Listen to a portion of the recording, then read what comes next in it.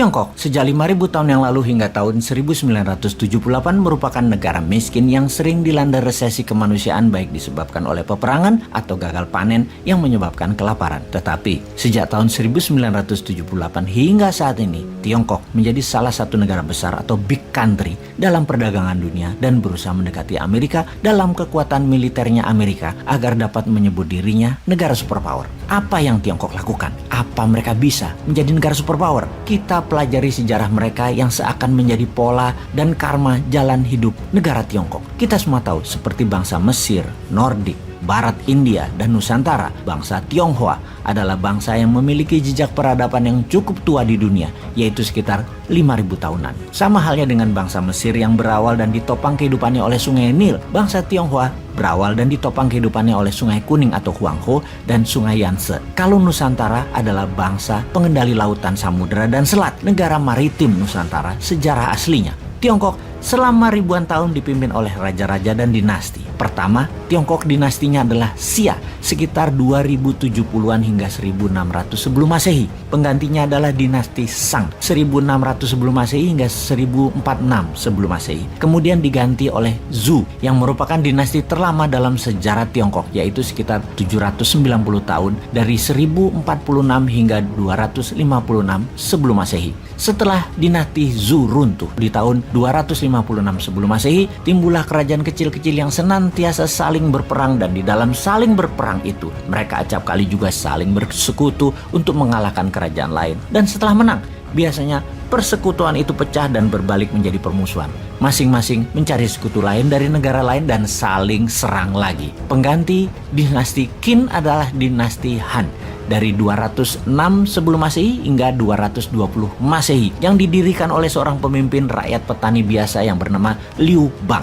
Han adalah nama suku bangsa mayoritas di Tiongkok. Dinasti Han meredup sekitar tahun 220, maka negara terpecah menjadi tiga, yaitu negara Su dipimpin Liu Bei, negara Wei dipimpin Cao Cao, negara Wu dipimpin oleh Sun Quan. Inilah kisah roman Samkok yang berlangsung dalam periode ini yang selalu saling berperang dan tuntas pada tahun 280 dengan berdirinya dinasti Jin 265 hingga 420 Masehi sebagai pengganti dinasti Han.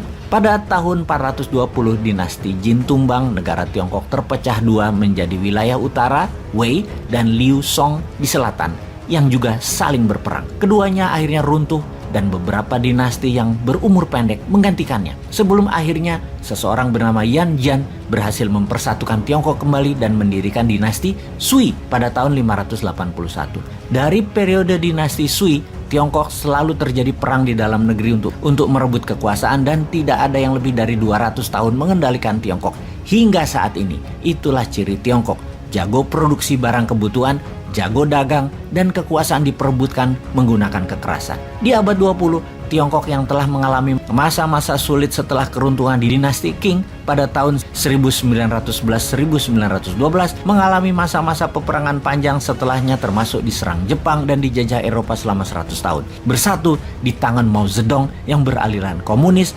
membantai habis sistem kerajaan dan sistem pemerintahan patronase. Tiongkok di tangan bapak modernisasi kemudian, yaitu Deng Xiaoping pada tahun 1978 mulai menggeliat dari tidur panjangnya. Deng mempunyai visi dan misi jelas, yaitu membuat Tiongkok menguasai dunia dan mulai menjalankan program-programnya, yaitu membuka diri dan memodernisasikan Tiongkok dalam segala bidang, terutama bidang ekonomi, bidang militer, dan teknologi tinggi. Selama 4 dekade terus-menerus, Tiongkok di masa kini telah menjelma menjadi negara adidaya baru yang kemampuannya dalam segala bidang sejajar dengan Amerika. Belum pernah terjadi dalam sejarah sebuah bangsa di dunia seperti yang sekarang sedang terjadi dilakukan oleh bangsa Tiongkok, di mana di tahun 1978, Tiongkok adalah salah satu negara termiskin dan terbelakang.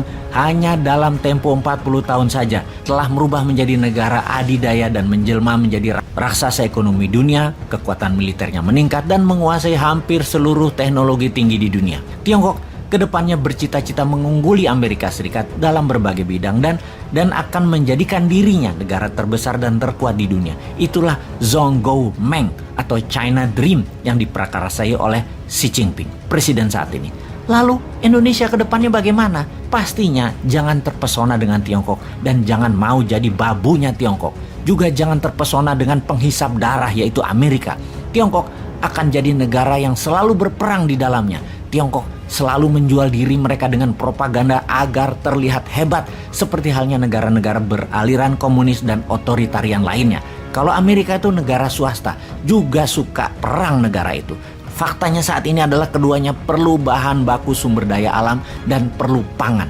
Kerjasama dengan keduanya, negara Indonesia harusnya dari sisi kesejajaran, saling hormat, bukan mengemis hutangan, bukan jualan barang produksinya mereka, bukan sumber daya alam kita disedot oleh mereka.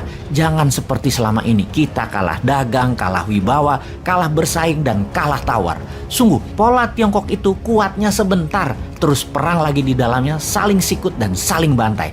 Kita kembali ke Indonesia sekarang. Pastinya dalam 20 tahun terakhir ini, Indonesia pemerintahannya berciri miring ke Amerika atau miring ke Tiongkok, yang membuktikan satu hal, belum bisa membawa kesejahteraan bagi rakyat dan belum bisa membuat negara berdaulat. Salah satunya adalah belum bebas hutang. Tidak ada satupun pejabat dan pemerintahan yang terbukti membuat bangsa dan negara Indonesia menjadi negara besar sejajar dengan keduanya atau menjadi lebih kuat dari keduanya.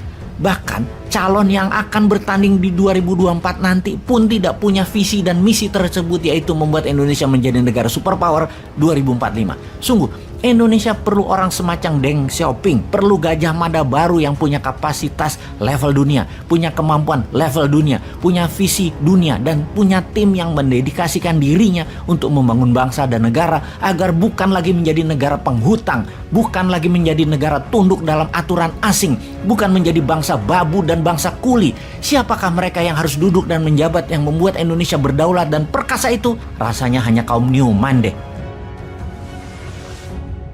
Wajah ibu kita Kartini tidak tahu nyanyi Garuda Pancasila, tidak tahu Pancasila dasar negara, tidak hafal Indonesia Raya 3 stansa, tidak tahu akhirnya 20 tahun pembiaran atas nasionalisme saat ini sampai pada puncaknya. Gadget menguasai hari-hari anak-anak generasi digital. Akankah kita biarkan generasi muda, generasi digital kita tidak memiliki keterampilan survival of the nation, tidak memiliki kepedulian sosial?